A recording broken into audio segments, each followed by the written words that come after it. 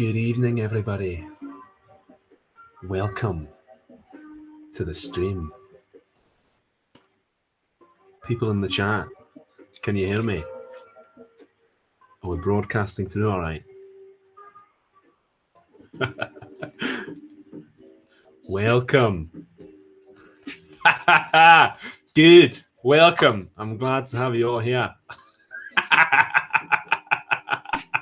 Okay, I'm going to stop doing that accent right now. Welcome. Welcome along to the stream, everyone. We're going to have a very wild time tonight. People in the chat, let me know. Is the music okay? Do you want me to turn it up? The very sharp-eyed among you will have noticed that tonight's stream is, in fact, not the usual high-tech, gizmo-laden affair that I normally do, but is, in fact, an old-school Google Hangout. So the normal kind of bells and whistles stuff, I'm not going to be able to do.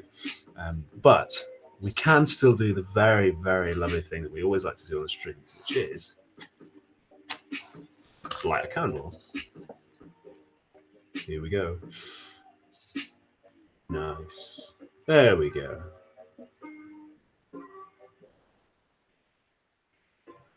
Hey, now we're having a chill time. Music could be turned up a little bit.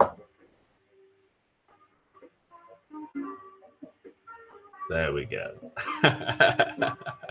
Welcome. Welcome along, everybody. So, that's it.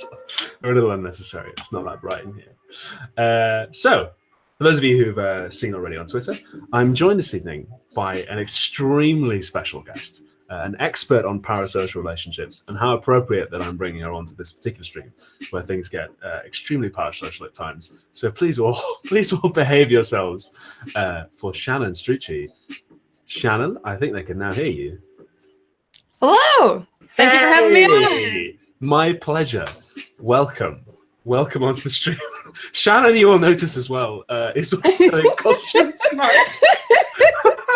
This was her idea. It was my idea. I DM'd you immediately and I asked if I could come on dressed in costume to talk about parasocial relationships. It was brilliant. Yeah, welcome along. Somebody's in the chat saying, have I misspelled your handle in the title? I surely haven't. No, it's fine. No, that's right. Oh, yes, I have. More evilness. Sorry, so we had some slight technical difficulties. Let me just amend that right now. We had some slight technical difficulties because I tried to stream through OBS and it didn't work. But anyway, we are now here. I'm guessing for those, if anybody out there has not seen my latest video, YouTube Auto Reality, this may not make a whole lot of sense, but hopefully you have. Shannon, obviously one of the characters, Detective Inspector Strucci was named after Shannon because she did this amazing, currently 2-part. I believe are there going to be more? Yeah, the original plan is like a 4-part. It's basically like a wider essay split into 4. It's like the introduction, examples, then a lot of research, then a conclusion. But they're just coming out like a year apart because it takes a long time. Yeah, because the first one was like half an hour, wasn't it? The second one was like a beast of an essay. Mm-hmm. It's feature length. It's like almost 2 hours long. Yeah, I sat down and watched that in one solid go when I was researching mine. I was like, ooh, wow. Sorry, I'm just gonna have to occasionally skip the adverts here, kids. We're doing old school music tonight. It's not coming through computers. I've just got a set of speakers right here. So yeah, we're having to do it all very differently tonight. But yeah, Shannon wrote the book on parasocial relationships. So yeah, it was just good to have you on and chat about it. I'm really glad that you watched the video. I'm really flattered that you did. It was awesome. I was really flattered to be included as a big part of it. I told people too, I think on Twitter and in an update video I just did. I had no idea. We hadn't talked about it at all. I had no idea we were going to do it. And I was like, oh my God, that's so funny. That's so cool. Well, I'm really glad. I worried for a bit. I was like, oh, what if they don't like that I named the cops after them? But it wasn't intended to. Yeah, well, I worried that people would interpret it as like a reply video. Mm-hmm. Rather, but it wasn't so in improv there's this rule called yes and, so you don't say no to anybody, you just say yes and. So if somebody says we're on Mars, you don't say no, we're not, we're on Jupiter. You say yes, we're on Mars and we're on a Martian ant farm. So I wanted to make that video that was like a yes and rather than a kind of no, which was good, which was a lot of fun. But yeah, I'm really glad that you liked it, and I know that Lindsay's seen it as well. Lindsay left a comment saying, "I'm really glad that Detective Ellis is the bad cop." I was like, they're kind of both bad cops. No, they are both. I mean, just because someone's polite doesn't mean that they're like a good person. Just because they're not yelling at you, yeah, it makes it worse, kind of. Yeah, it's like good cop, Nietzschean cop, I guess. There's a lot of Nietzsche. A lot of Nietzsche went into Detective Sergeant Ellis. I don't know why he was Scottish. When I was writing him, I was like, "Go on, make him Scottish." And same with the eye patch as well. I was like, I don't know why. I don't know why. I just thought, "Go on, give him an eye patch." See what happens. A very striking visual. There's been a lot of weird costume decisions in left tube stuff recently. I don't know if anyone had an eye patch yet. I don't think anyone's had an eye patch just yet. I wish I could, if we were doing it fancy style, I'd be able to show everybody, but there's been some amazing fan art of Detective Inspector Strucci, which you can definitely share afterwards. But yeah, it was good. Some people in the chat saying everyone went wild over that accent. It's had mixed results. Some Scottish people have been like, "That's really good," and some Scottish people have been like, "Never do that again." So I'll just give you a little tweak. Yeah, so I'm not sure if anyone on Left Tube's done an eye patch yet. Certainly, I can't tell anyone what it is. I will DM you and tell you afterwards. Certainly nobody's done what I've been doing today. So people in the chat, I apologize. My voice is a little husky tonight because I've been using it. I've been recording the final part of the Royal Family video today, and I've been outside. But other than that, I can't tell you what I've done. Like, it's going to be so amazing. I'm going to get my hands on the footage tomorrow, and I can't wait to edit it. But anyway, parasocial relationships. So I guess, did you have any thoughts, like things that you wish I had mentioned, or like notes from the video? What were your thoughts? Because you wrote the book on parasocial, or the virtual book. The YouTube book. Yeah. It was really. I talked about that in the first Fake Friends, that it was super weird that going to film school, stuff like auteur theory, you can find a million videos about it, and then there was basically nothing about parasocial relationships. Is parasocial relationships something that you would like study? Not film school, no. Or no, it would be like media theory, I guess. Although I didn't study it in any of those kinds of classes, or like a lot of psychology students are more likely to study it, which seems weird. It seems like really important, especially now, to study it, because the people who came up with the theory were Horton and Wall in 1956. And they had been noticing it going back like to the 40s. So, I mean, the theory's been around since, like 60, 70 years, but it was something that I think people didn't put a specific name to, or hadn't really thought about, or whatever. Nice. So maybe some people in the chat are saying they could maybe use a refresher on what parasocial relationships are. So what is there like a nutshell way we could capture it, do you think? Yeah, well, it's a one-way relationship. That is the most essential definition of it. Like, it could be with you and a fictional character, you and a performer, you and a celebrity, you and someone streaming on YouTube or whatever. And I think that was one thing, because you were talking about in the video, and there was a point where you said it isn't just one way. And I was like, well, it has to be. If it's parasocial, then it is one way, But it can be like our different parasocial relationships going different ways, I guess. Yeah, well, I guess what I was getting at was like parallel parasocial relationships, because that was something that stood out to me from your essays, was when you said parasocial relationships are necessarily one way. I was like, I don't feel like I guess I should say as well that all the examples of like letters and stuff that people sent me, all the quotes that I used in that video were all real, anonymized, obviously. If anybody recognized their words, don't worry.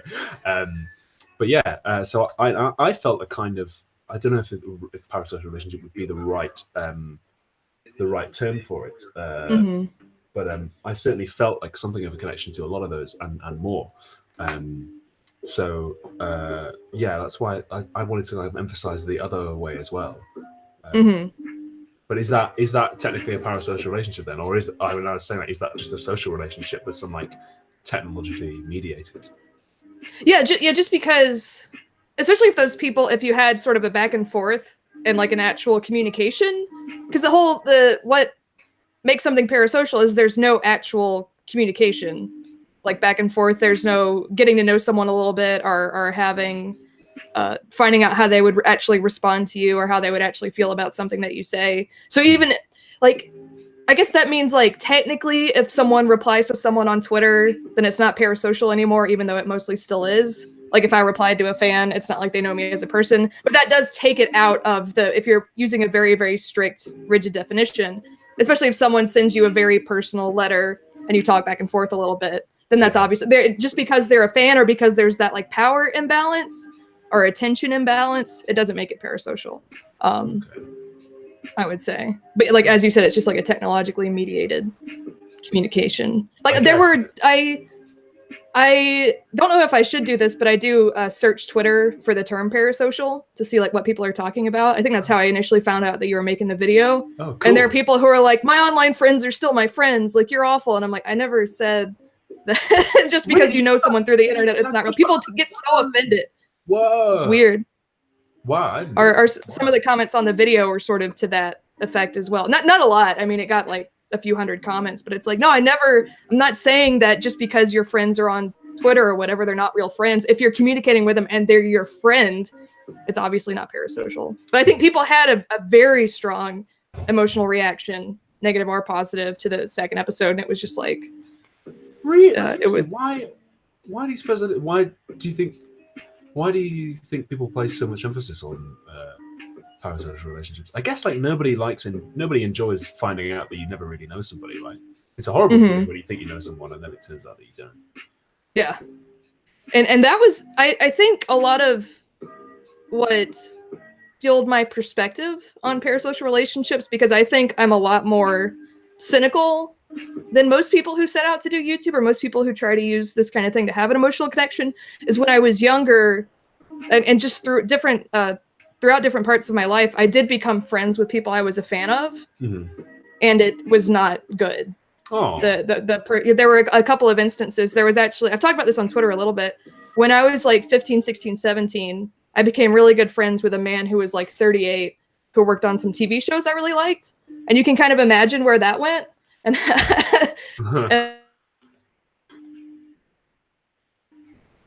oh. I think Shannon's just crashed. I think somebody's swept in and taken her out. Well, we'll see if we can. Look at that amazing! Look at this. Oh no, she's gone. I can't. I think she's been totally wiped out. All right, no worries. Well, hopefully, we'll be able to get Shannon back at some stage. Well, in the meantime, lovely listeners, I guess it's just me. Shannon, if you can still hear the sound of my voice, you still have the link to join in the Hangouts. So hopefully you'll be able to jump in back. But yes, in the meantime, people in the chat, I guess it's just us.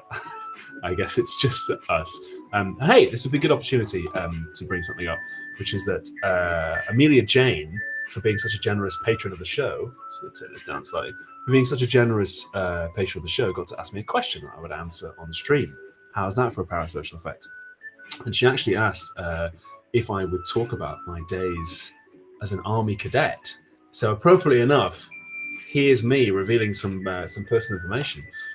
So for those who don't know already, for 5 years from I'll just change the music.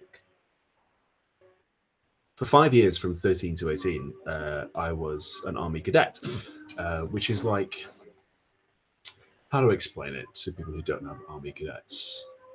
I guess it's kind of, is the American equivalent like OTC? Do you like ROTC? Do that? It's like scouts with guns, basically. You do like British Army training. They taught us how to march and stamp and shoot. And I taught drill. I was a drill sergeant for a while. Back when I had no beard and short hair, it was very, very, very, very strict. I've actually got an interview. Somebody interviewed me. This is going to be coming out in January sometime, where I talk a little bit more about that. But yeah, Amelia wanted to like what were the positives and negatives. I guess the positives of Army Cadets were like challenge, camaraderie, you know, being out in the great outdoors. And yeah, when you're 14, hey, welcome back. I was just answering a parasocial question from a fan. Don't worry about it; they can't hear you at the moment. But Shannon is back, and we'll bring her back in just a second. Yeah, but to sum up, yes, in English school, I did 5 years of Army Cadets, and the good bits were like challenge and being in the great outdoors. And when you're 14 and somebody gives you a rifle and tells you that the girls from the girls' school across the road can also join the cadets, then yeah, it's pretty cool. The disadvantages were it just like wasn't a very healthy, healthy, fun place. Thank you to the person who just sent me that message as well. And hey, thank you to Anthony Paone, who's with that super chat saying donating to sustain our Para Cooper relationship. Very, very weird. Yes, thank you to people sending me super chats and Facebook Messenger messages to the people watching. Thank you. And welcome back to Shannon. Sorry about that. I'm using my phone data to stream, and I got a phone call, which cut the stream. Oh, so I can't disable getting phone calls. And I was just like, no, I just saw my phone going off, and then you were still. That's old school internet. No. Like you can't use the internet when somebody calls the phone. So I was thinking it's like about AOL. It's like it's 1996 again. It was so embarrassing. And then I was trying, and then Hangouts just kept saying, "Please wait."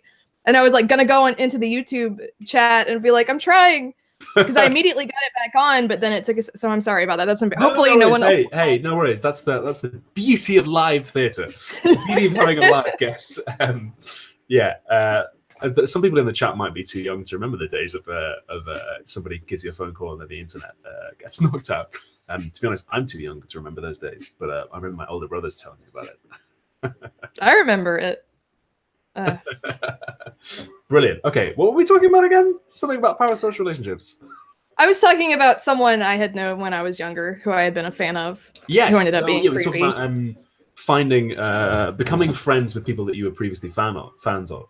And it can be really bad. You think it can be really bad? It can't. Well, I've had really, really great experiences with it, and like some of my best friends in the whole world, and like really fulfilling experiences with it as well. Like people who I've looked up to who've sort of become like mentor figures to me and haven't been creepy and weird. And then I've also had really bad experiences. It's like anyone that you meet. Yeah, I have to say one of the most fun bits of the job that I've had of YouTube has been meeting people that I've been fans of and becoming friends of. Like I'll never forget the first time I met Mike Rignetta and was just so starstruck. I've been starstruck every time I've met Mike Rignetta. I still am. Obviously, like going to VidCon last and meeting Lindsay and Nat and people was fantastic. And funnily enough, I'm going to be meeting Harry for the first time on Monday. I got to hang out with Harry a year ago in New York. And he's one of the best friends I've come out. Like I was a fan of his before we ended up working together and being good friends and stuff. And he's just the most wonderful person. Brilliant. And he's really fun to hang out with too. I've heard tales of that trip to New York. Oh no! Oh no! I mean, it was. It was a very parasocial time. Yeah, I've heard good things. I've heard he's cool. I'm looking forward to meeting him. Probably, hopefully, to do a stream with him on Tuesday night, where we'll finally. Shannon, kind of close your ears. It's also very parasocial. There's a big pile of presents that have been sent to our joint PO box just behind me. And we're finally gonna have like a Christmas stream and open all the presents. Oh yeah, that's in Fake Friends too. I don't say anything about it. I have Bo Burnham making fun of it. I don't. Like, having people like Jacksepticeye opening mail and stuff. I was like, I don't think that's awful. I don't know if it's something I would do. I've considered having a PO box or like an Amazon wish list, but then it was like there's some things where it's like you have to weigh the benefit versus if it makes you uncomfortable or not. I don't think that's like an unhealthy thing. I think it was more to show that contrast of Jacksepticeye holding up the little papyrus thing and being so excited, and then Bo Burnham being so mean about it. I thought that was a really one of those like really funny, sharp visual juxtapositions that I could do as an editor. Rather, like I said, I don't think I mentioned it at all myself. Thank you to Amelia for that super chat. It says Sabrina couldn't make it. Sabrina's one of my mod team. She has to say hi, so hello to you, Sabrina. And yes, Chris George, thank you for your super chat too. Unless something comes out that shouldn't come out, this stream will probably end up being archived. But I reserve the right to change my mind. Yeah, so I was like, don't tell Shannon about the PO box stream. Oh no, I knew that y'all were gonna do it. I wasn't gonna say. Like I said, I don't have any. Yeah. That's one of those things that I don't have any problem with. I felt personally bad for a while because the one turned up for Harry was the first one, and then the rest were like a lot of the rest of them were for me. And only in the last couple of weeks, as some more for Harry built up, I felt it was like, yeah. So here's some interesting. Here's another one. Here's another one. Here's another one, kind of thing. I don't know if you're keeping an eye on the chat, but there's some very parasocial things happening in there. Thank you to Thotimus Prime for your super chat and that compliment, which I won't read out because otherwise Shannon will have my head. But thank you very much. No, it's fine. This is your space, and it's your. However you want to curate your space, however you want to curate your fan base, that's fine. As like, I am not looking. I we talked about it at the beginning. I was like, looking at the chat will just make me neurotic, so I'm not looking at it. So people can say whatever they want. I can look at it later. Oh, I got the idea that you're right. I suppose that this space is one that I have curated. It hasn't just organically occurred. I suppose I am. No, and none of it ever. Yeah, that you build, you can deliberately try to exclude or include certain people from your fan base, and I've been very. It doesn't always deter the people that you would hope it would deter, but or include the people you want it to include. But. Brilliant. Cool. So, what else might we say about parasocial relationships? I guess we talked about how so in my video I wanted to like emphasize this slightly more like two-way thing, whether that's really a parasocial relationship or not. I'm not really sure. But was there anything else that stood out to you in particular?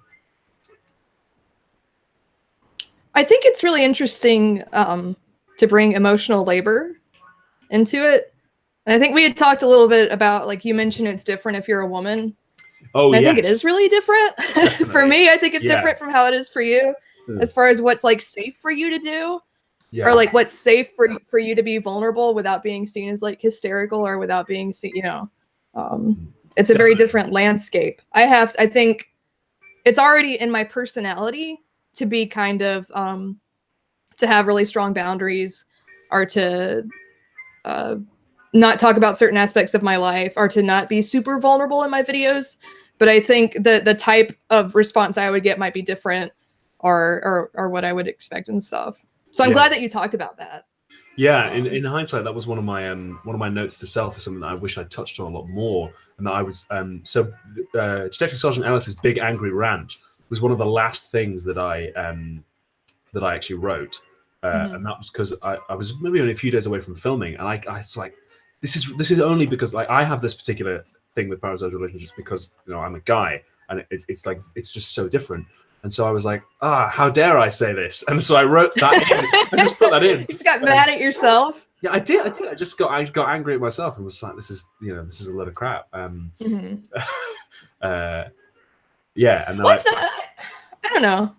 I do have it made me think about, I did a review of the film Hereditary.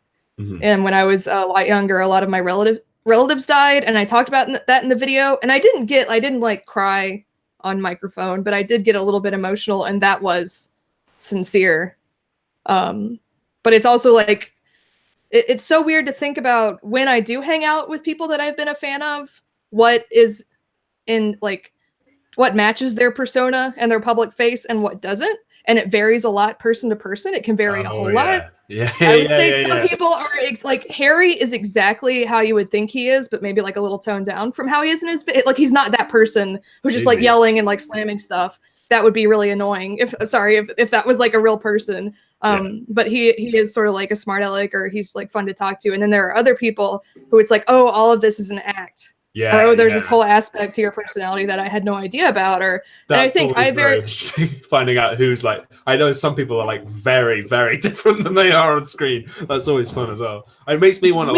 Makes me wonder how I come across and whether what the judgment is. I think about that too, because I think there are, and with anything, there are things that I wouldn't say on stream that I would say in a DM, or I would, It's yeah, definitely. just because you're different contextually.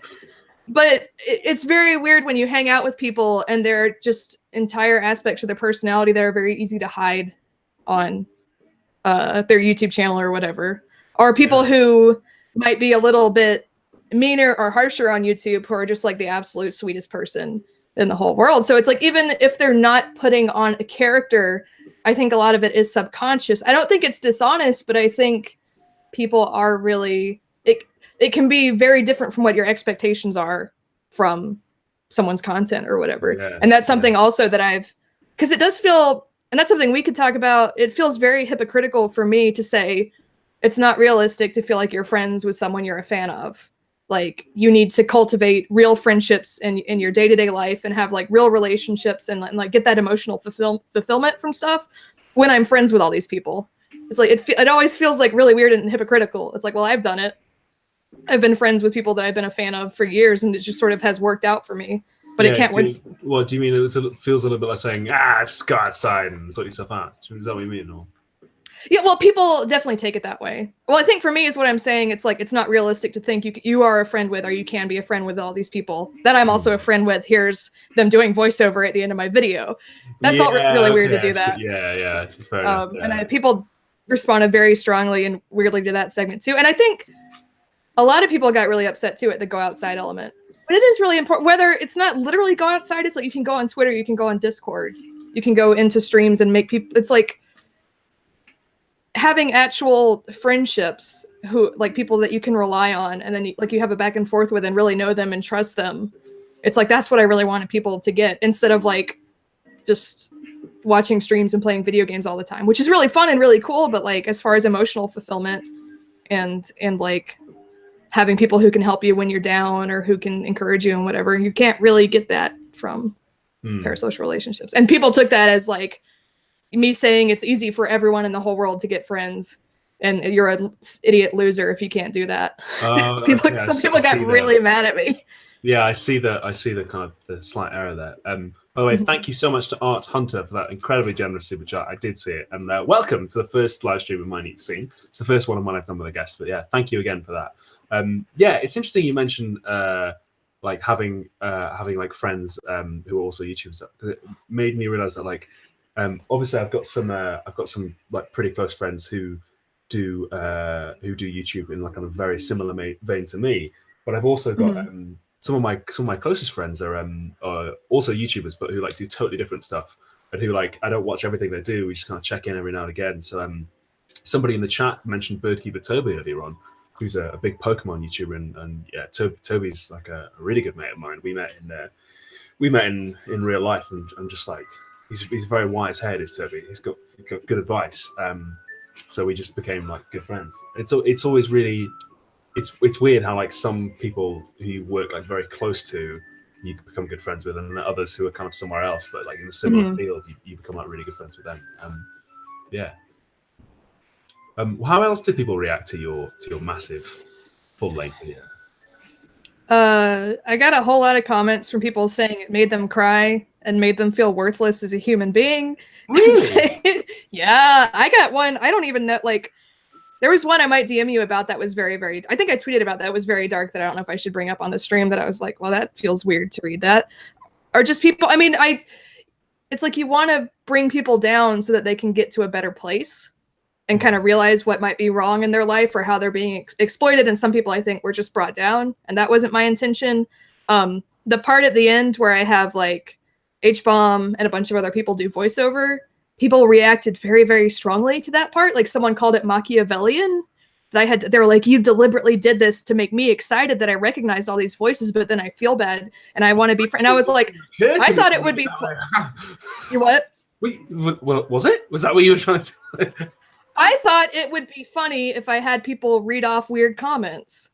Or specifically, like, I had seen, like, I know the Chapo Trap House guys, and I had screenshotted, like, maybe a year or two ago, someone asking them about parasocial relationships. I was like, I know Felix. It's funny if he reads off the answer to this question on their Curious Cat. I thought it, like, I don't want to just sit here for 3 or 4 minutes and me read all. I also had some of my real life friends do stuff that aren't like internet famous. I had different, it's like, I think this person would be good for this line or this line. I think this is funny. My friend is a fan of this person, and people just got so, because it made them, it elicited that like kind of excitement, like, oh, I recognize all these voices. Shannon's friends with them. That's so cool. Wait, that's awful. And it's like, no, I just thought it would be funny. Really, like, it was so weird. It was not at all what I had expected. And it's sort of realizing, because a lot of my older content was just like film theory and film history stuff. I might have to put the dogs up in a second. No. And none of it was all very positive and like anti-elitist and like trying to bring people into film culture. So the response was almost always positive, and it's like now sort of feeling more responsible for the emotional reaction. If it's a negative emotional reaction, is not something I'm used to. Because it's like, I don't want to make people feel worthless. That wasn't my intention. Yeah. Unless they're the people who are like stalking people or sending death threats, then it's like you really need to reassess your life. But just because you really like streams or video games doesn't mean that you're like not human. I don't know. It's really weird. Yeah, you know, people in the chat are saying that some of watching your big long video was in a good way a little bit uncomfortable, and I think it was I feel the same. Like some bits I was like, especially that bit at the end when people were reading that kind of stuff out, I was like, bloody hell, like. And I guess so I mentioned earlier on near the top of the stream, for those who might be coming in late, that all the letters and stuff I read out in my video were all real as well, and are really like only kind of tip of the iceberg. Just like there's really only like 3 or 4 I read out. It's like a lot. And sometimes people do, especially after the cosmonaut video, people really like. I've read more accounts of people's pain than probably most people who aren't professional therapists have. I still get them every day as well. It's neat because it's had a long old life, that cosmonaut video. It's still going. It happens to a lot of my videos. It's to me like slow burners. It just hit 100,000 views the other day. It's just Congratulations. Oh, thank you. Yeah, it's been bubbling along slightly. I know. I see. This is the thing, chat. I have in my head an idea for a topic that would be like Cosmonaut Part 2, basically. That would again would be like a lot of personal information.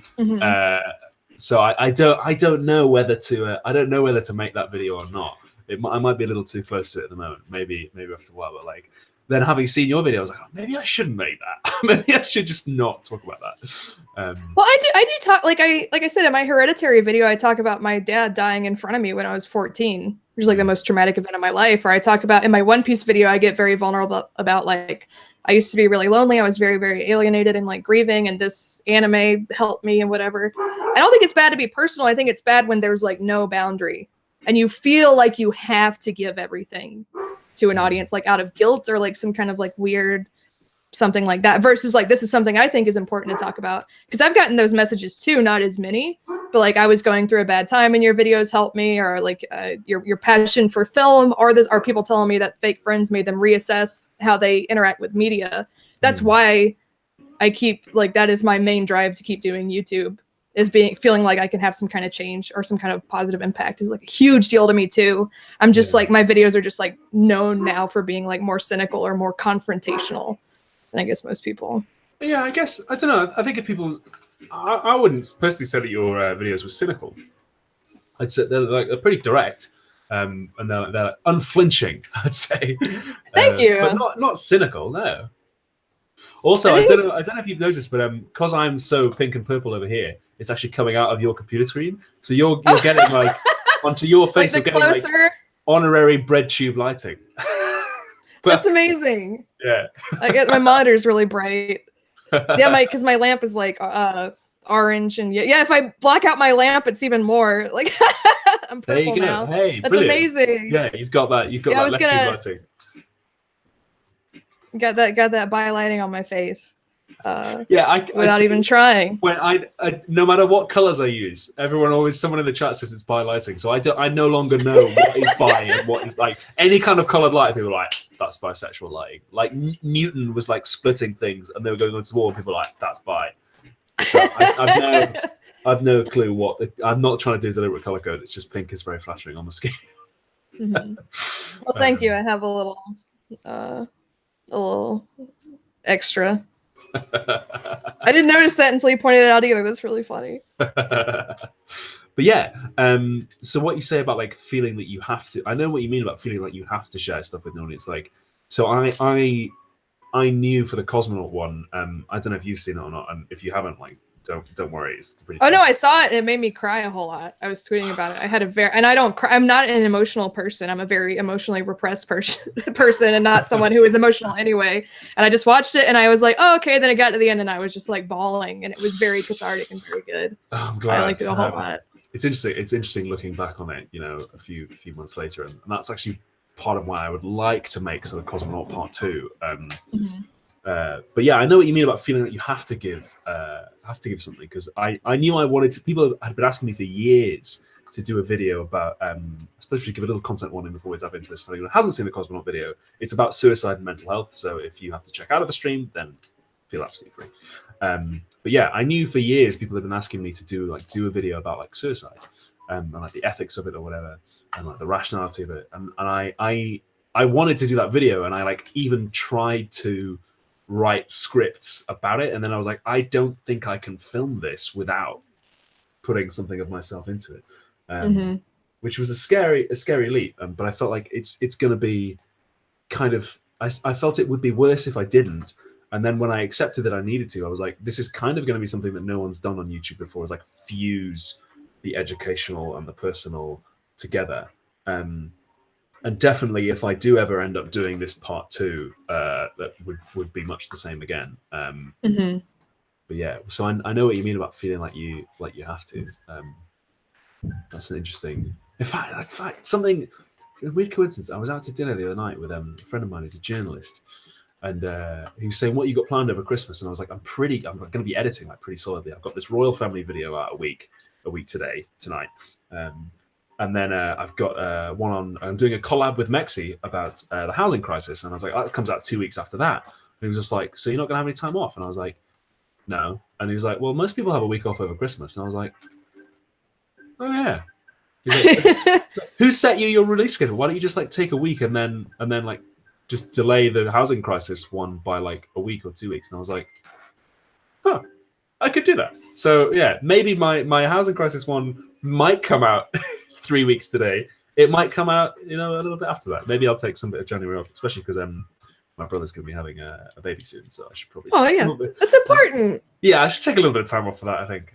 Also, it would give me a head start on my next big project for the new year, which I can't talk about, but it's going to be a lot of fun. That's exciting. Yeah.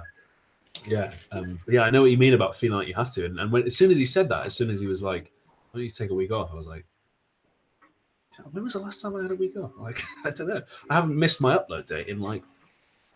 I've missed my upload date once in 6 years. Maybe it's time I took a little holiday.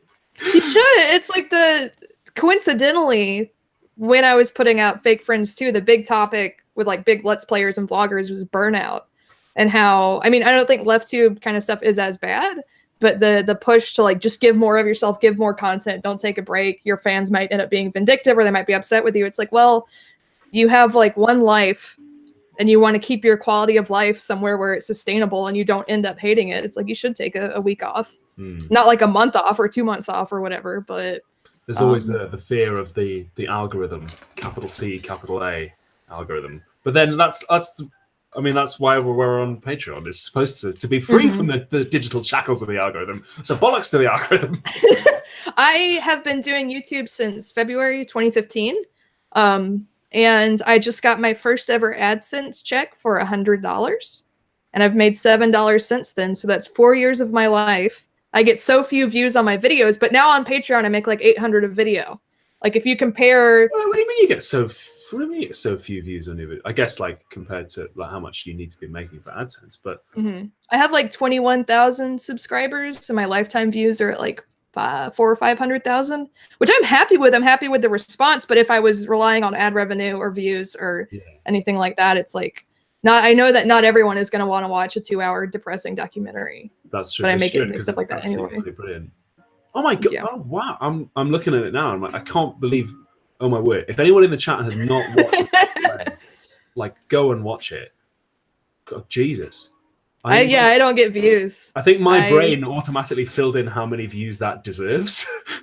Like, oh, thank you. That's very flattering, because you were like, "No, what are you talking about?" I was like, "No, I don't get. I'll make a half-hour film review that I like get really personal, I'm really proud of, and get really, really nice comments on it, but it'll get like 10,000 views or whatever for something like that. People in the chat, set aside time, go and watch StrucciMovies, Fake Friends, Part 1 and then Part 2.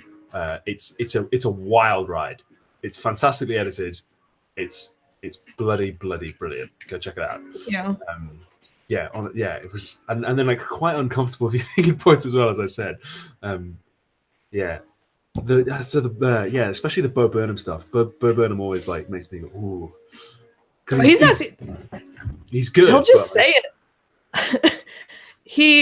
There's a clip I don't think I used where he's on Conan and he's like, "Don't follow your dreams. It's not a meritocracy. You're gonna waste your life trying to do this." And it's like, that's an awful thing to say, but it's like how emotionally draining being a performer is with this kind of platform, and how certain people are so favored and whatever it can be. Sorry, go on.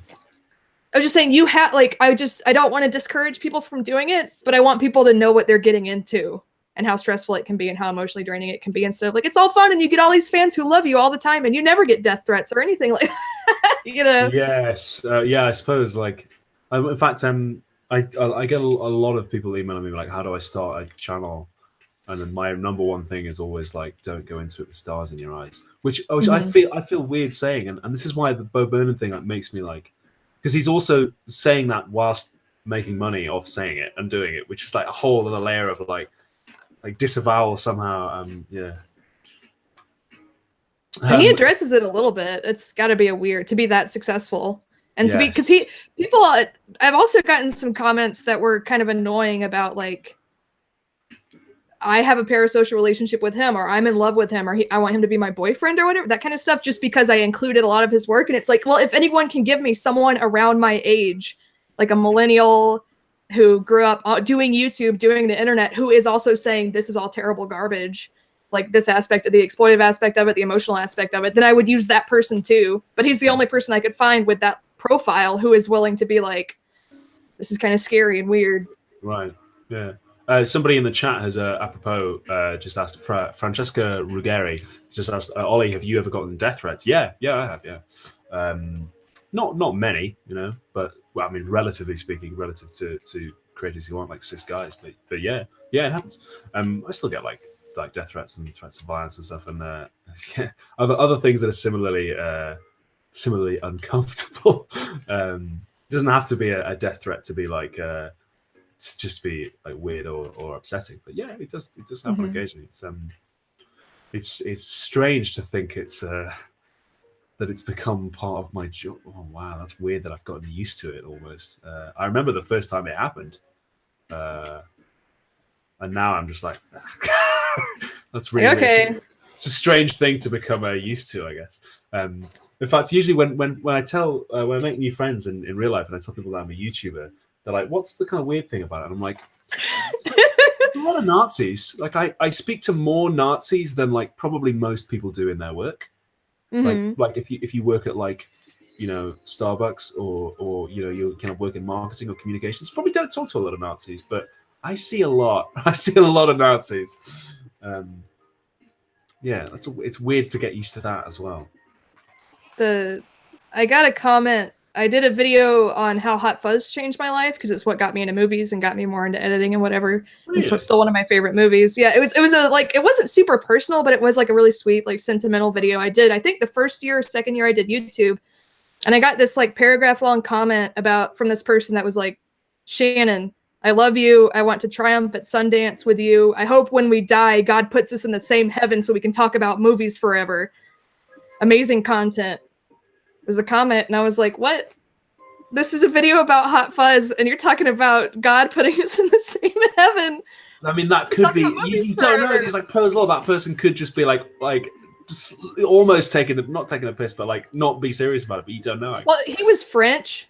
I looked him up and I was like, maybe it's some kind of language barrier or something, but it's just like stuff that is so personal and like you talked about and so obsessive. And it's that stuff from people who don't even mean to be.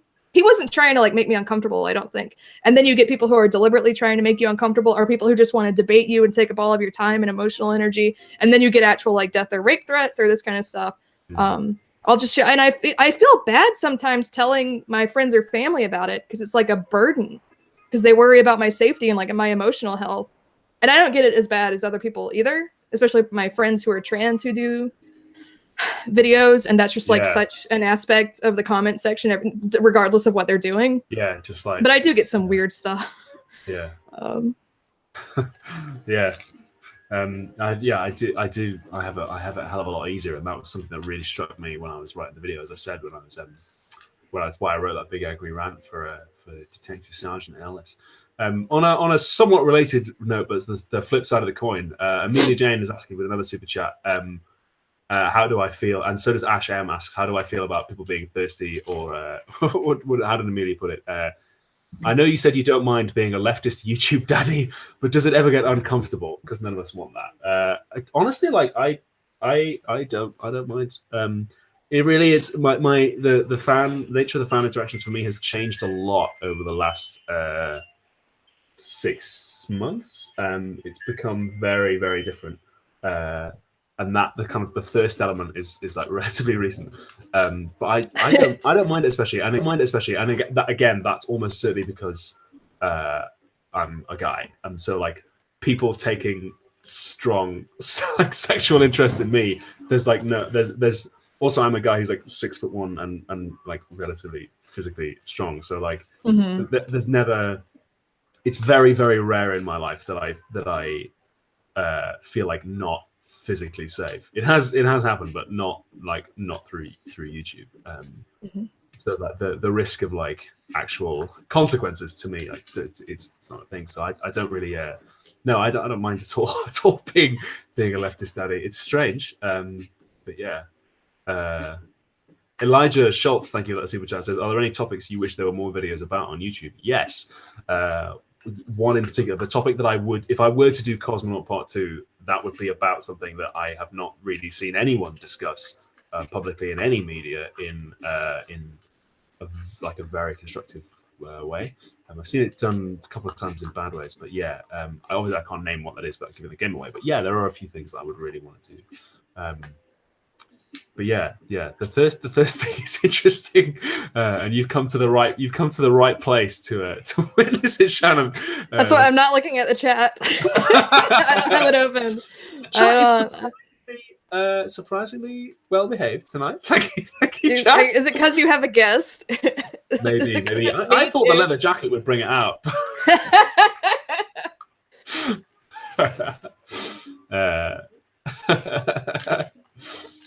Yeah. People in the chat, there is a link to, or was that in the other one? I'll tell you what. So that people can go and watch your videos. I will actually put a link to them in the chat, not in the chat, in the description right now. Oh, very handily, the YouTube algorithm has just recommended that I watch this stream. That's great. It's always really funny when it recommends me my own videos. I'm like, yes, maybe I should watch those. Oh, I do have an interest in this. Thank you, algorithm. The algorithm sometimes works. I am just adding a link to StrucciMovies in the chat right now. Cool. Is there? So what else stood out to you about the video, or like parasocial relationships? Hey, we've been demonetized. Woo! Well done, everyone. This live stream has already been demonetized. What? Why was it demonetized? I have notes. I'm gonna look at my notes. Who knows? But we've already got that lovely yellow dollar sign. Good lord. Well. Hey, StrucciMovies has just been added to the. I'm going to request a manual review anyway, because why not? StrucciMovies has just been added to the description of this very video that you're watching right now, so you can all go and find Shannon's stuff. Thank you to Tanning Chatham for that super chat, which I will not read out. But thank you anyway. That's weird. I'm looking at my notes, which is hard with the eye patch on. Really take off. So in case anybody doesn't know, the eye patch is a costume. So it's a leather jacket, like Shannon's. I normally wear glasses. Shannon's vision too. is fine. It's fine. I said I've covered a lot of what I wrote down. I said I like Detective Strucci like sneaking up on you with the parasocial question. Oh, that was fun. As soon as I wrote that, I was like, yes. Then I talk about like technology mediated interaction. That's most of it. And I was something I wrote down too. I noticed that you had linked the segment from I think the Avatar Plinkett review, the you didn't notice it but your brain did thing. I did a Twitter thread about how Nietzsche informed a lot of the like costume and aesthetic decisions. Hashtag aesthetic decisions for that particular video. And then I was like, Robert didn't even notice it. What your brain did. Which I love. I love that. With the Play-Doh photo. When Mike Stoklasa started doing reviews, he did his own voice. And he's like, I'm awful and I'm boring. I'm going to reappropriate this character from my friend Rich, right? He was like, I'm boring. I need the Plinkett character. But to me, his more recent, I know Red Letter Media is kind of contentious and we don't need to get into that for some of their content, which I understand. But like now there are more popular stuff and the stuff that he seems to enjoy. There's a little bit of a persona, but he's just watching movies and talking about them. And then it's like, that the video just sort of reminded me of that, of like having a gimmick versus having like skits with a persona, like what the different people have such different levels of persona. And I think for me, and you were talking about like honesty, I speak honestly. I don't like lie. I don't make stuff up, but I know me on YouTube is different from me on Twitter. And either of them, whenever it comes up when I'm talking with my friends, they're like, oh yeah, you're really different in real life. And I'm like, but I'm not doing, it's like, so even for me, I don't have like a manufactured persona deliberately. But I'm just sort of rambling about this because I thought that was funny that you had just tweeted about that. And I had a note about the Plinkett gimmick in my phone too. But it's like people who have like the element of like persona or theatricality versus something a lot more stripped down. But there's still, to me, there's always some level of it. And it's like trying to be, I've had that same struggle of like trying to be authentic. Like people comment on my videos saying I'm a good person.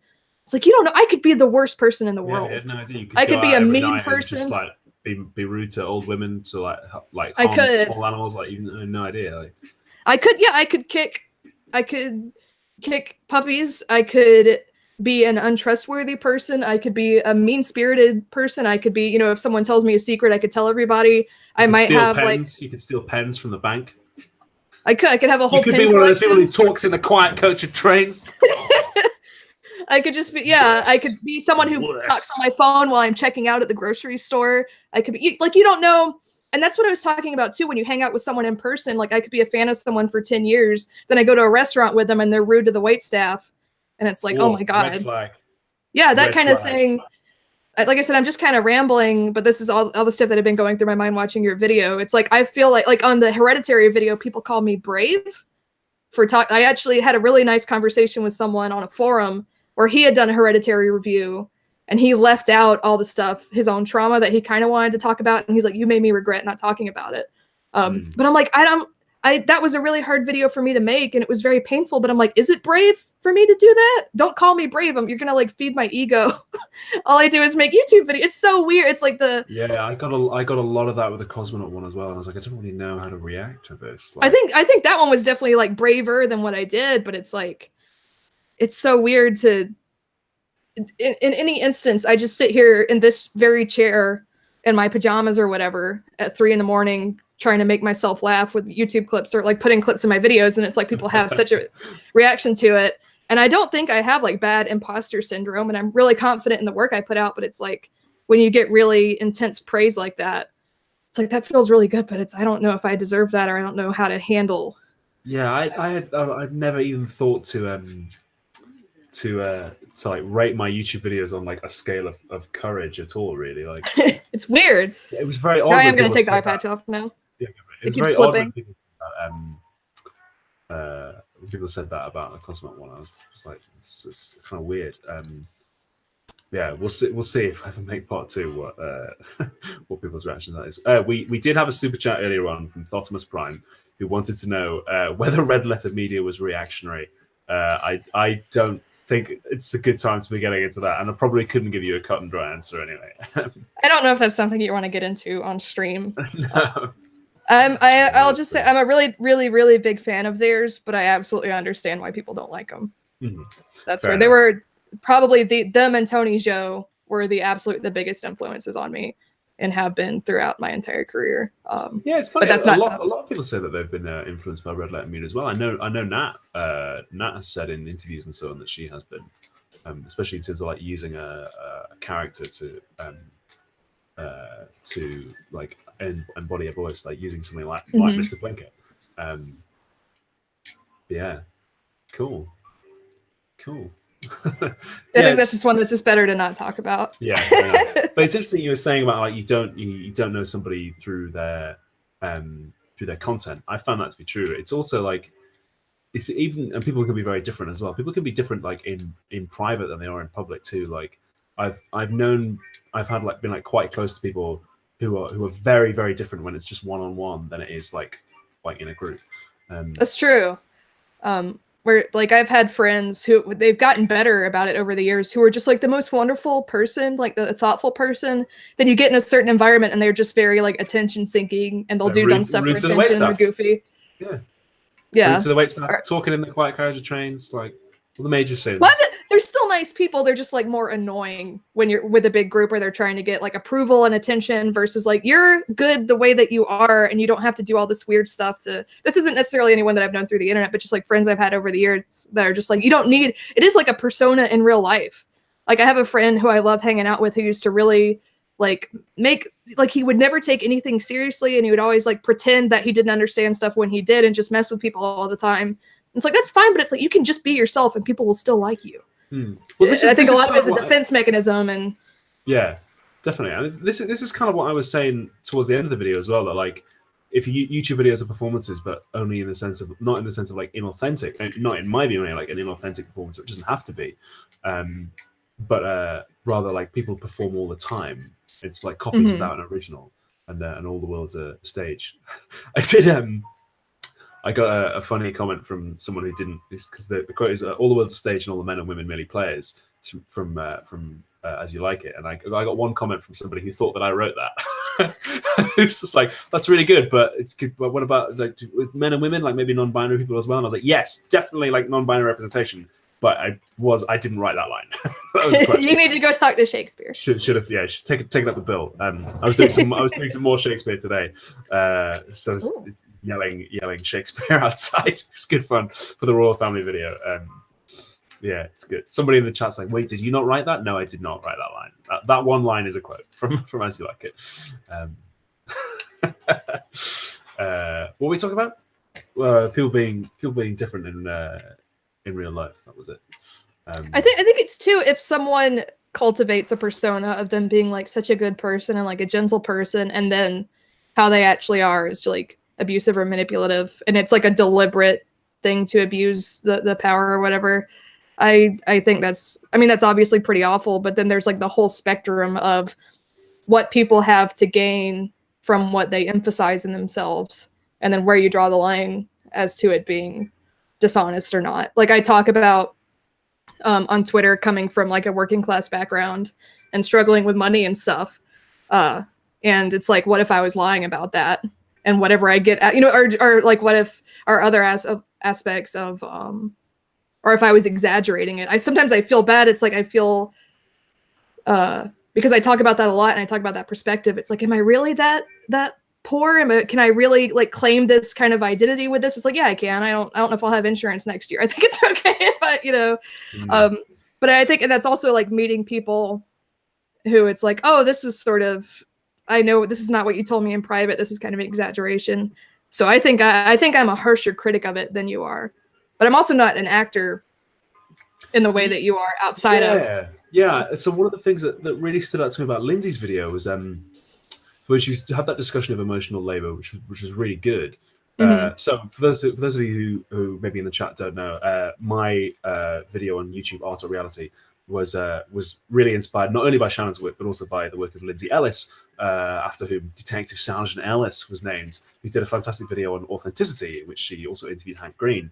And she talks a little bit about emotional labor and like having to having to perform a certain kind of affect, and the gap between that and how you really feel being draining, which at the time was a thing like most stood out to me, because I as an actor, like I actually find that quite nourishing. Like if I'm performing something, then maybe I'm not performing it in the same way as emotional labor really is. But if I'm performing something, I find that actually like informs how I then am. Like if I'm like acting sad, I'm not really like acting it. I'm just like truthfully being sad in pretend circumstances. And ditto for being happy as well. Being like on it, or being like cooler or whatever on the stream or on a video. Like I find that actually does sort of, that's just how I am. So that was a really interesting difference, and that was actually what made me want to make a video about like acting and stuff as well. Because yeah, it's a different kind of a beast. It's been odd as well how much the acting training, having like done YouTube for about like 4 years before I went to drama school and now doing it afterwards. It's really interesting how much the acting training helps with YouTube, and not just the screen stuff, but like the other stuff. So I remember when Nat and I did a meetup in Boston. We had like 100 people turn up, and it was like a big thing. And we were outdoors, and I was just like, brilliant, you know, like outdoor. It's like outdoor theatre, you know. I know my voice isn't going to get tired, and I know I can absolutely like stand up and like hold a crowd and so on. It was just like doing a show for me. I loved it. I was like, wow. And I don't mind staying on my feet for all that time and like chatting to people. And yeah, I can project over 50 people. It's no problem. And like, I really enjoyed it. It was amazing how much I was like, I didn't realize how much acting was going to help in like when I'm not on a stage or not on a typical stage. Maybe I was. Yeah. Oh, hey, Kat Reynolds says, I loved meeting you there, Ollie. Hey. Aww. Thanks. Hey, somebody from that meetup was here. Hey, that was a really good night, wasn't it? That was a great time. Nice. Have you done a lot of meetups? I think Harry and I'd like to do one next week with Harry, depending on how busy he is with other stuff he's doing. I've paneled at a lot of conventions, like 7 or 8 different conventions in the past couple years, and my audience is so small. As far as I know, they might have been in the audience and not really talked to me. The only time I've ever interacted with a fan, I was at Universal Studios with my family, and we were in line for the Stranger Things haunted house, like during Halloween Horror Nights, and there were 2 lines, and someone in the other line looked at me, and he was like, "Excuse me, are you the person who did the parasocial relationships videos?" And I was completely taken off guard. I'm like in like a goofy hat and like short shorts and a tank top with my family, who I don't put on the internet, like my, my kind of like extended family. I don't know what we were talking about before that he overheard my voice. I'm not super loud in person. And I was just like, oh yeah, hey. And we talked for a second, and he was very shy, and he kind of turned away. And I'm like, oh man, sometimes I feel paranoid about like, am I being recognized, especially at conventions? Like if someone's kind of looking at me, it's like, do I need to watch what I'm doing more than I normally would? Or just or that someone who hates me isn't going to take a picture when I'm like slouched or like an unflattering. And that was this September. He was perfectly fine. He did not say anything creepy at all or anything weird. He was very flattering and nice, but I was like, oh, this is it now. And I like paneling at conventions. I'm perfectly comfortable being on stage and being on camera, but I am a very, very shy person. I think that's part of it too. I'm a very, very introverted person, and I like to be in control of when I'm interacting with people. And having the anonymity and the control taken away from me is very weird and something I'm getting used to still. And it's only going to get as my audience gets bigger. Yeah, I guess. Yeah. I don't know if I would do a meetup. I would do a meetup at a convention where there's security. Where I can kick someone out if they're being. I'm very, very. I don't think I would ever be comfortable just being like, I'm at this bar, come hang out. And not even just because I'm a woman, just my personality is like, I don't know. Yeah, definitely. I think, I've learned to, there's like a look that I've seen people do when they recognize me and I'm not sure whether to approach that. I've learned to recognize that little smile. I see people do it on the tube occasionally. People come up, it's nice. I remember, it was happened a few months ago. I was out with my whole family, like both brothers, mum, dad, and my brother's girlfriend and my brother's wife, and like, and the baby and everything. And like somebody recognized me in front of my whole family, including my 2 older brothers. And I was like, yes, I am now officially cooler than both of you. Finally, I've done it. I'm cooler than my brothers. Yes. That felt really good. So if that person's watching, shout out to them. And I'll never forget it was the first time I ever got recognized. I think it was in my first year of YouTube. I was in a play at the Edinburgh Fringe. I was still at uni. I was in a play and I just tweeted out. I only had like less than 1,000 followers at that stage, and I was like, on Twitter, I tweeted out, "I'm in this play. If you want to come see it, come see it." And at the stage door afterwards, there was a girl there with her mum. She must have been a teenager, like 14. Oh my god! Incredible red top hat, which I'll never forget. And she was like, I came to see the play. I really want to see it. And the best bit though was her mum, who was just like, "We've come a long way. We've come all the way from England." I mean, because the Edinburgh Fringe up in Edinburgh, in Scotland, was like, "We've come all the way from England just to see you in this." And I was like, "Oh my god, like what?" Okay, I at that stage made very dry philosophy videos. There was no theater, no like coolness, no daddy, nothing, no beard, and like a lot less muscle and a lot more weight. So I had no idea why, but this girl was like, and she said, "Can I have your autograph?" And I was like, "Absolutely, you can." And she had this book of autographs from, I guess, a lot of her favorite people, and I signed it. And then that was before I changed my name, so that person actually has my autograph. The only person who has she's the only one in the world who has the autograph of my old name, which is bizarre. But I'll never forget that. If that girl with the red top hat is still out there, who is presumably like voting age now, then big shout out to you, whoever you are. Thank you for an unforgettable and weird time. Thank you for learning about the stage tour in Edinburgh in August. Like, how can you reciprocate that? When someone does all of this because they're a fan of yours, it's like there's absolutely nothing wrong about what she did. That's like beautiful and like cool, even if her mom was like tired. But how do you, in that kind of situation, like I said, I'm not a very emotional person. I'm not always super comfortable being vulnerable, but I get like overwhelmed with that kind of stuff. It's like, how can I ever repay that kind of like beautiful, sweet, like when someone tells me my videos help them through a difficult time or something, what can I do but be like, thank you. I say that's very flattering a lot, because I don't know how to take that kind of compliment. When people say that, like, so I felt like that when you said that you watched it and that you liked it. I was like, oh wow. I loved it. Like I said, I tweeted that I was ugly crying, I think is what I said, which, like I said, is very rare for me to be that moved by something. Oh, I mean the Cosmonaut one and the YouTube one as well. Of course, I didn't cry at the Parasocial one. That would have been pretty weird. Well, it was so beautiful. I had so many feelings about acting. No, it was really good. I wouldn't have, like, I'm also the kind of person, like you talked about my videos being pretty direct. I think I have kind of a reputation for being kind of a blunt person. I wouldn't have complimented it if I didn't like it. I might have just liked it and been like, okay, that'll go away, and people will stop talking to me about it if I didn't like it. Yeah. Well, yeah, I felt really like flattered and overwhelmed when you said that, and where still whenever Mike Rignetta praises anything I do, I'm like, oh, that was a parasocial relationship and a half. When Mike did a meetup, a PBS Idea Channel meetup. So for those in the chat who don't know, PBS Idea Channel back in the day was an incredible YouTube channel. That in my mind is still the best YouTube channel ever made. If somebody said to me, all of YouTube's going to be deleted, you can save one channel, I would go for PBS Idea Channel. They don't make new stuff anymore, but it's all still up.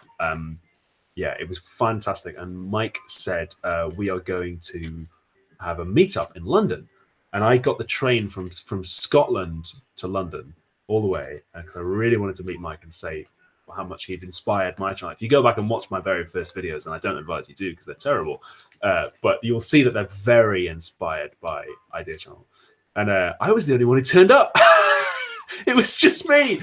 It was just me and Mike. Oh, that's so awkward. Me and Mike and Molly, who was then his girlfriend, now his wife. It wasn't awkward at all. He was so lovely. I'm a shy person. He was just like, and you know, I turned up in the pub and he was like, "You're the only one. Like, let me buy you a drink." And we had a great night.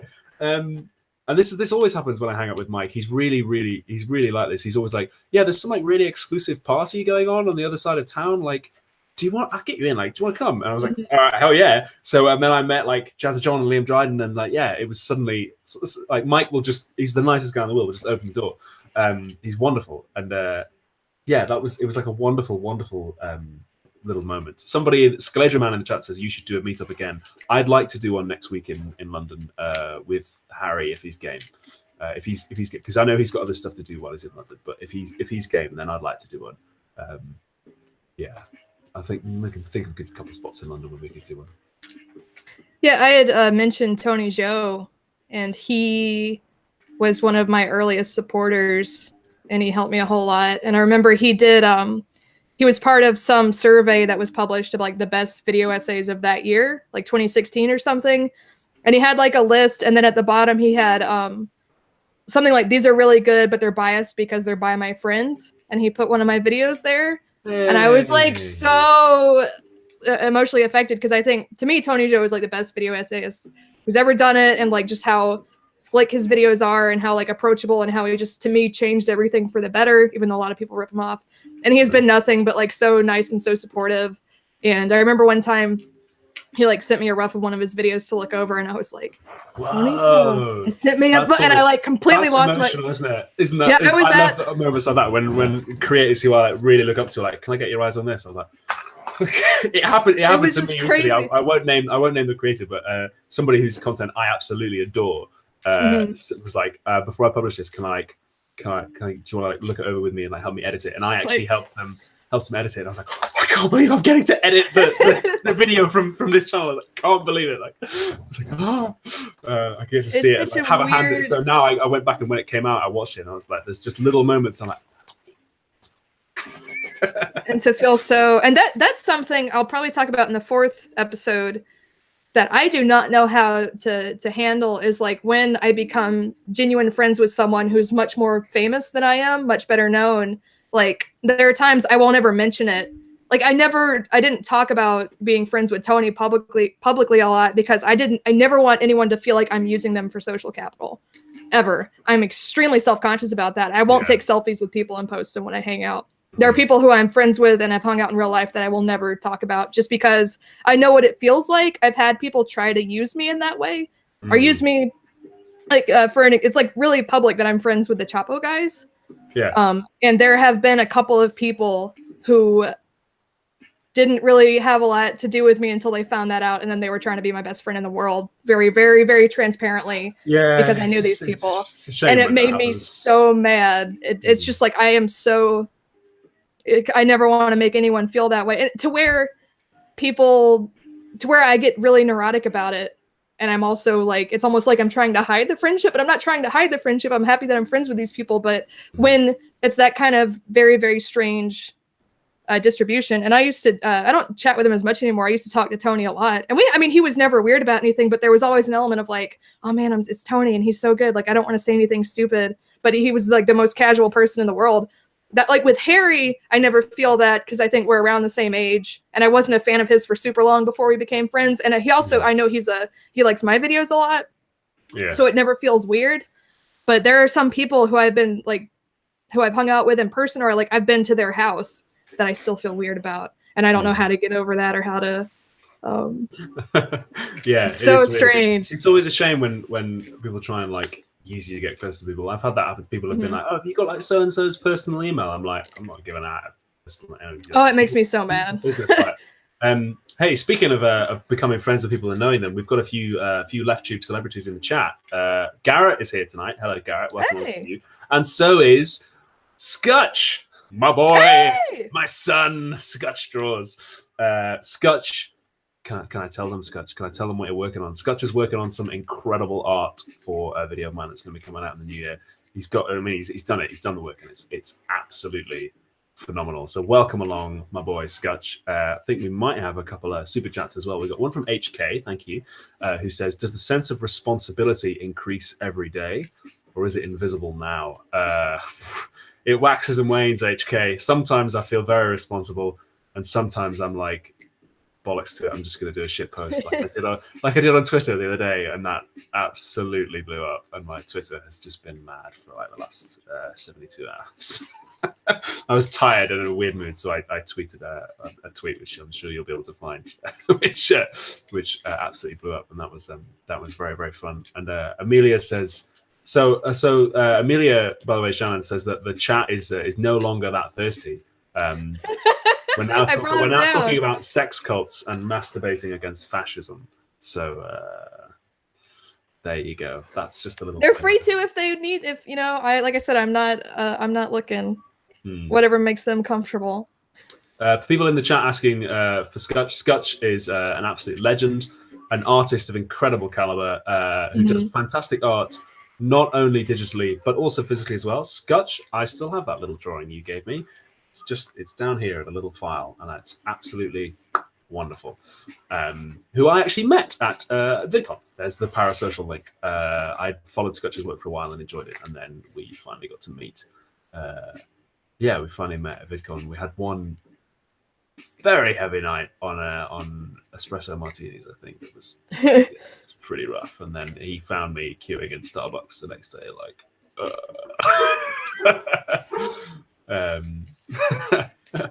yeah, welcome along to both of you. Great to have you in the chat. We've been going for like an hour and 20 minutes now, so if you want, like, we could do another 10 minutes, 10 15 minutes, and then maybe go and get a cup of tea. I should probably dig out some dinner from somewhere. I'm good to go for however long. Cool. What is an espresso martini? Says Liam K. It's a bad time wrapped around a good time. I'll say it sounds like a good time to me. Yeah, I like coffee liquors a lot. Yeah, and it's what is it? I've only ever had them when I'm pretty drunk. So it's vodka, Kahlua, and espresso in equal parts, and you shake over ice and pour into a glass, and then we've already been demonetized, so I can swear. It wakes you up and it wakes you up. It sounds like a Four Loko, like the original Four Loko recipe, which I never drank because they just sounded like a I've never had a Four Loko. What's a Four Loko? A Four Loko was an American like malt beverage that had a very high caffeine content and was also kind of like maybe like marketed to teenagers. So a lot of kids got really sick off of these like big fruity drinks that they wouldn't realize how drunk they were getting because there was so much caffeine in it. Oh, I think maybe we have like alcohol poisoning called WKD. I don't think it's very like I don't know if it's caffeinated, but yeah, we have like WKD, like the drink that like you drink when you're underage. It's the official drink of underage drinking. It's what you drink when you're like 14. WKD, like blue WKD, blue wicked. It's vile. They had to I think either legally or to just try to get out of liability, they changed the recipe to not include. I don't even know if it has caffeine in it still, but it was like a nightmare drink that I honestly didn't drink until I was of age anyway. So I think by the time I could have experienced it, I didn't, and I never wanted to anyway. So just get like real messed up. Some random geek in the chat says Four Loko was blackout in a can. Yeah, it was. It was really bad. It had a reputation not only for tasting sweet and being like colorful and like having bright branding, but also having all that caffeine, so kids would just get like real messed up on it. Wow. Yeah, I have a story about it that I will DM you later that I did not involve me, but I don't want to say it on chat. That was really bad for someone I knew. That was like a bad night. I think the one of the drunkest I've ever been is I had Everclear at a Macbeth after party. The guy playing Macbeth was American. He wasn't there, but he smuggled it in from America, and it's 95% grain alcohol, and it was woof. It was. You don't realize how drunk you're getting. I did, because you have like one shot of that. It's like 8 shots. But yeah, that was a hell of an after party. And then it was one of those miraculous ones where you wake up and you don't have a hangover, and you're like, at some point in 20 years, this hangover is going to boomerang back, and I'll be walking down the street and it'll just hit me out of that and die. I'll just die. Yeah, it'll just kill me. Yeah, God, that was vicious. Vic Sill in the chat says, when is the video with Mexi coming out? Are you going to squeeze in Hbomb guy and Mexi before the Christmas special? So hoping to stream with Hbomb next week. And then the Christmas special will be out on the 20th. A week today, hopefully, if I can edit it. I haven't got the footage yet because the footage, it's because my friends who film it with me film it on some kind of super HD camera that then has to like go through some sort of Pentagon supercomputer before I can like they have to put it in a small box and then for hours, and then I get to use it. But I haven't got the footage yet. So basically, as soon as I get the footage, hopefully tomorrow, I'm just going to be editing like whenever I can. So hopefully the Christmas special will be out in a week. It's ridiculous. You're all going to love it. The one with Mexi will come out in January. I will probably take a week off. So it may not come out in 3 weeks' time. It may come out in a month or maybe even more. I'm going to have a bit of a holiday. Depends on when the other significant release in my life, which is my brother's child, comes out. We're going to have to like plan the release date of my videos around the release date of a baby. So, because at some point I will have to hightail it back to the north and say hello to my little niece or nephew. We don't know. Yeah. That's the release schedule plan for the near future. Are you working on Fake Friends Part 3 right now? Well, for Part 3, what I want to do is compile all the research I want to talk about and then try to travel and interview people who worked on it. And I don't have the money to do that now at all. So that's my plan, to make like a lot of people called Fake Friends 2 a documentary, and I didn't want to call it that. Then other people did, and then I was like, okay, because I don't want to be pretentious, but I want to make like a real recorded documentary, and maybe also speak to celebrities if I can get in contact, or people that I know who've experienced this. But I don't make nearly enough money now because I would want to pay people to work on it. Yep. I did a spin-off episode on Bo Burnham, and I think I'm working on a spin-off episode about how to make friends in real life, or how to make friends, or the value of friends, like for your health and stuff. Nice. Because that's one of the most common Curious Cat questions. Really? Even before I did the parasocial stuff, it was like, how do I make friends? And I'm always like, well, you can go to clubs, you do that. You need to be like a non-judgmental person and just be nice to people and that kind of stuff. So I've got part of the script written. That's the next spinoff episode I'm working on. So I'm going to do spinoffs for a while until I can figure out a way to actually, even if I'm just recording on my cell phone. Yeah. With my H1 or whatever, but I want to do that, and I don't want to do a bad job at it. Well, so do you want to go? Do you want to go ahead and unplug your Patreon in case anyone in the chat, wants to support you? You're on Patreon, right? Yes, just at patreon.com/StrucciMovies. Cool. Well, if anyone does want to support you in your efforts to create a cool documentary, then sounds like cool. Sounds awesome. Sweet. Awesome sauce. Well, is there anything else that we wanted to talk about before we wrap up? Probably do like another 7 minutes. I'll put on the traditional music that I used to end the stream with at some stage. Somebody says that they became a Bo Burnham fan through your content. It's kind of cool. That's cool. He does have a lot of very aggressive stuff that he says, and he does use slurs sometimes. And in the spinoff video, I tried to balance that, and because it's like talking about authenticity, I could have just left that out and be like, he's so awesome, and leave out. So I'm not even going to say the words that he's used on air. And I don't even think that it's necessarily offensive in his later material, but in his early material, he was just awful. He was just an edgelord. And really? I think that... Funny how many start off as edgelord, isn't it? Did you ever go through an edgelord phase? Oh, I am very open about this. I've talked about it. I have a video on political correctness and empathy that a lot of people really responded to. I used to post on 4chan. I used to post on like edgelord forums. I never like told anyone to kill themselves. I never like spammed slurs at people, but I did that thing of like calling your friends gay or like the R word or whatever and stuff like that. But again, I'm not going to say on stream. I had, because I was like such a alienated, like traumatized person. I also grew up in kind of a rough area, and I really liked the adrenaline rush of being in very irreverent spaces online. Yes, I really irreverence is it's so much fun, isn't it? Like it's such a high, and like in person, I never cussed, and I was like I said, I never drank. I was just like a very sweet person, and I still was like I guess like a sweet person as a teenager on the internet. But I loved like the kind of class clown kind of people of forums. I would end up being, I wasn't as funny as them, but I would be their friend, and I could make them laugh. And it's like when I hung out with a bunch of comics in Atlanta for a couple of years. And then I had a similar experience of like some stand-up comics can be very mean and have like a lot of emotional problems. But no, I don't know if I was like necessarily a full-on edgelord. I wasn't like a troll. I wasn't trying to hurt people, but I did. I used to post on a couple different 4chan, like TV and the advice board and the cooking board. Never on like the really bad ones that I'm not even gonna. But no, I totally did, and it's because to me, I really buy into that narrative of the reformed edgelord because I was one. Yeah. And I think people can change, and even and then those spaces are interesting too, because a lot of the people that we would be joking around and like using slurs with were gay or were trans or were black, and were still in these spaces. It's like, I wonder how much of themselves they had to repress to be comfortable in it, or if they weren't. It's like looking back and deleting old forum posts that I don't want to get posted anywhere. Although if they did, it's my own fault.